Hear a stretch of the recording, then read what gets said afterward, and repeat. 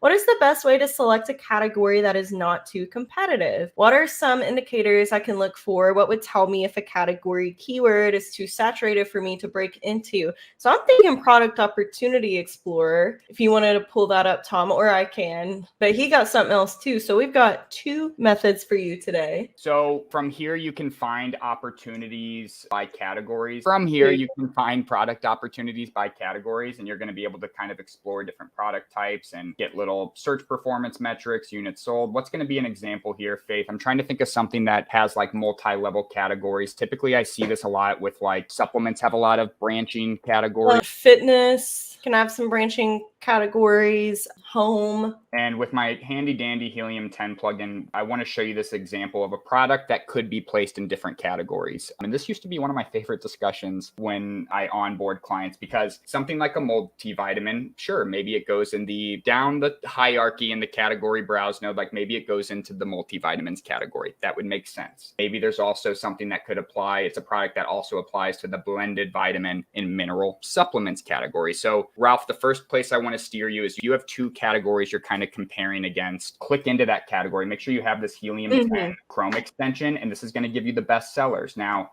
it's a double-edged sword here. Do you want to go where there's the most money to be had or where there's less competition? So you can get some of that data by pulling up the Chrome extension and just doing X-ray here. And that's going to give you some averaged out sales data, pricing data, review data, and you can kind of look honed in on those top 30 right now. If I were to expand this further, it would give me 50, which it might auto update here. If I always liked to compare against different categories, what the opportunity was for pricing, for revenue, for units sold. And again, it's a double-edged sword. Do you want to go where there is more competition and money to be had, or do you want to go where it's more of a niche and you might be able to rank better for that category? There's never a right answer there, sadly. Yeah, that's true. All right, so let's just say we're going to sell water bottles today, which I'm going to go ahead and put a disclaimer out here. Don't sell water bottles. That's a very saturated market. But let's look at it. So we're going to type in water bottle because that's what we want to sell, right? And then this just gives us an overview of what the keyword or like what the market share for that looks like. As you can tell with like a very broad keyword like this, obviously been a lot of searches,